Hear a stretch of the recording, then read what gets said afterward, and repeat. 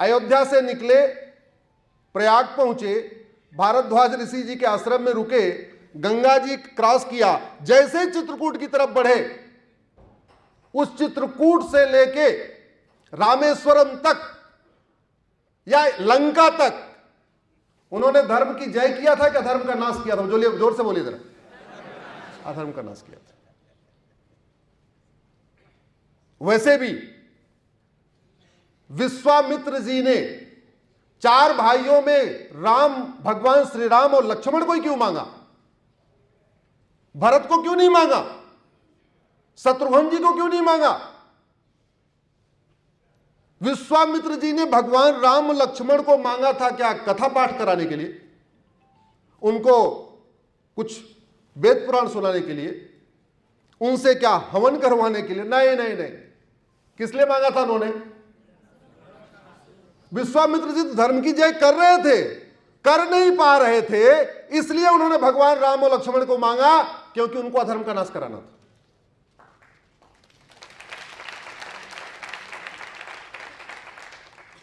अधर्म का नाश किए बिना धर्म की जय नहीं होगी। इसलिए बाकी जो 3 है, धर्म की जय, प्राणियों में सद्भावना, विश्व का कल्याण, भारत का कल्याण, वो आप सब लोग कर रहे हैं। हमने उसका एक ही रास्ता चुना हुआ है, एक ही उसकी लिंक हमने लिया है, अधर्म का नाश। और अधर्म का नाश, चूंकि भारत एक डेमोक्रेटिक देश है, भारत में रूल ऑफ लॉ है, मैं भारत के प्रत्येक कानून को दुनिया का सर्वोत्तम कानून बनाना चाहता हूं। मैं भारत की पुलिस व्यवस्था को दुनिया की सर्वोत्तम पुलिस व्यवस्था बनाना चाहता हूं। मैं भारत के जुडिशियल सिस्टम को दुनिया का सर्वोत्तम जुडिशियल सिस्टम बनाना चाहता हूं। मैं भारत के एडमिनिस्ट्रेटिव सिस्टम को दुनिया का सर्वोत्तम एडमिनिस्ट्रेटिव सिस्टम बनाना चाहता हूं। मैं भारत में जस्टिस विद इन ईयर की लड़ाई लड़ रहा हूं कि 1 साल के अंदर मुकदमों का फैसला हो, डिस्ट्रिक्ट कोर्ट में भी 1 साल में हो, हाई कोर्ट में भी 1 साल में हो, सुप्रीम कोर्ट में भी 1 साल में हो। और यह संभव है, यह होता था। भारत में तो पहले जस्टिस विद इन आवर होता था। बहुत कॉम्प्लिकेटेड केस होता था तो जस्टिस विद इन डे होता था, 1 दिन में फैसला होता था।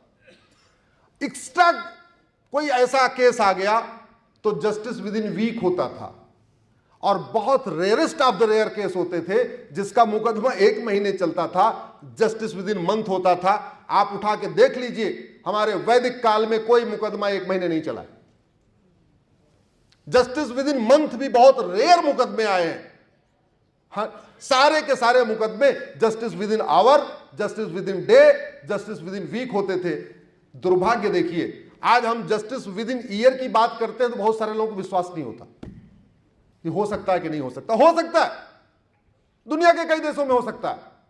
और जब तक भारत में जस्टिस विद इन ईयर नहीं होगा तब तक अधर्म का नाश नहीं होगा। और जब तक अधर्म का नाश नहीं होगा तब तक धर्म की जय नहीं होगी। तब तक लोग, भारत में दुबई का प्रॉपर्टी मेला लगेगा और लोग भारत छोड़ के दुबई में जाके बसते रहेंगे।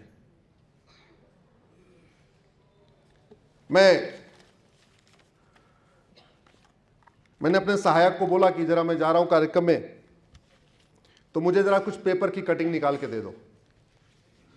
एक पेपर की पिछले 3 दिन की कटिंग। टीएमसी नेताओं ने 45 करोड़ रुपए गमन किया, व्हाट्सएप पे वीडियो कॉल करके 100 करोड़ रुपए हड़प लिया, जबरान निकाह कर लिया, फर्जी बर्थ सर्टिफिकेट बनाया। अजमेर सेक्स कांड में विहिप ने कहा दोषियों को मिले फांसी। रेलगाड़ी दुर्घटनाग्रस्त, पता चला रेलवे के ऊपर वो रख दिया था, रिम रख दिया था, लोहे का टुकड़ा रख दिया था।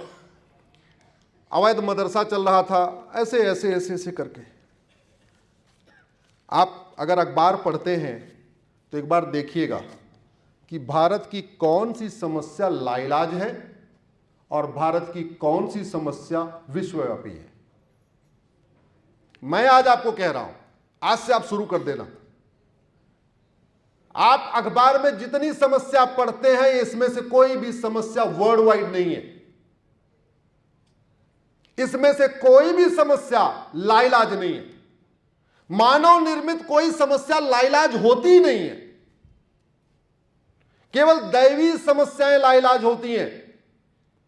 भूकंप, बाढ़, सुनामी, तूफान, गर्मी, बारिश, ये इसका हमारे पास इलाज नहीं है।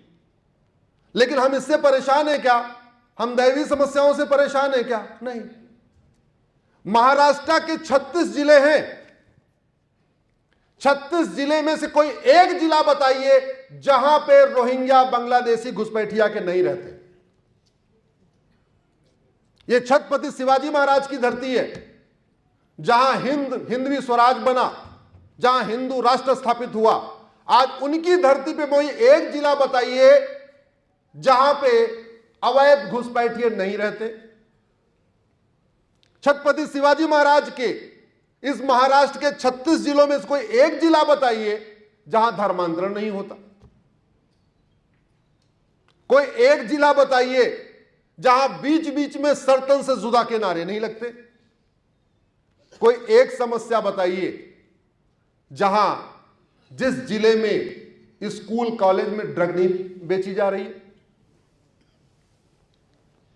किसी देश को बर्बाद करने का सबसे बढ़िया तरीका होता है उसकी यंग जनरेशन को नशेड़ी बना दो और उसको अश्लीलता परोस दो। दूसरा तरीका होता है अवैध वहां पे घुसपैठ करो, धर्मांतरण कराओ। भारत में जितने ये सर्तन से जुदा होते हैं, करता कौन है? कन्वर्टेड हिंदू। कौन करता है? कन्वर्टेड हिंदू। कोई अरब से आके सर्तन से जुदा करता है क्या? अभी आपके नासिक में पत्थरबाजी हुई, अरब से कोई आया था क्या? कौन कर रहा था? जोर से बोलिए। कन्वर्टेड हिंदू। मुगल काल में भी धर्मांतरण हुआ, ब्रिटिश काल में भी धर्मांतरण हुआ, आज भी धर्मांतरण हो रहा है। सबसे बड़ी समस्या जो भारत में खड़े हो रही है या जिसके द्वारा हो रही है वो हिंदू, कन्वर्टेड हिंदू है। इसके बावजूद और धर्मांतरण राष्ट्रीय समस्या है। धर्मांतरण रोकने के लिए बहुत सारे धर्म जागरण सभा है, हिंदू जागरण मंच है, विश्व हिंदू परिषद अपना योगदान कर रहा है, बजरंग दल अपना योगदान कर रहा है। लेकिन सवाल यह, इसमें से कोई भी संस्था दुबई में नहीं है, फिर वहां 15% हिंदुओं का धर्मांतरण क्यों नहीं होता? और भारत में इतनी संस्था होने के बावजूद धर्मांतरण हो रहा है। क्यों हो रहा है? मैं आपसे पूछता हूं, यह धर्मांतरण हमारी राष्ट्रीय सुरक्षा के लिए खतरा है कि नहीं? जोर से बोलिए,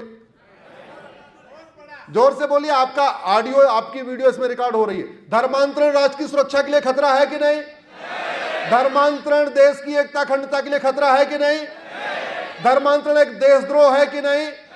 धर्मांतरण एक इनडायरेक्ट वॉर है कि नहीं? धर्मांतरण एक ऑर्गेनाइज्ड क्राइम है कि नहीं? लेकिन आगे का समझिए, धर्मांतरण राष्ट्र की सुरक्षा के लिए खतरा है। राष्ट्रीय सुरक्षा से लिए जो खतरा होता है उससे निपटने के लिए हमारे पास एक कानून है, एनएसए, नेशनल सिक्योरिटी एक्ट। लेकिन धर्मांतरण कराने वाले मिशनरियों, जिहादियों पे एनएसए नहीं लगाया जाता। क्यों? क्योंकि राष्ट्रीय सुरक्षा के लिए क्या खतरा है वो कानून में कहीं लिखा ही नहीं। हमने धर्मांतरण को राष्ट्र की सुरक्षा के लिए खतरा घोषित ही नहीं किया, एनएसए बना दिया या ऑडिटोरियम बना दिया, लेकिन यह नहीं बताया इसमें कैसी कैसी सभाएं होंगी।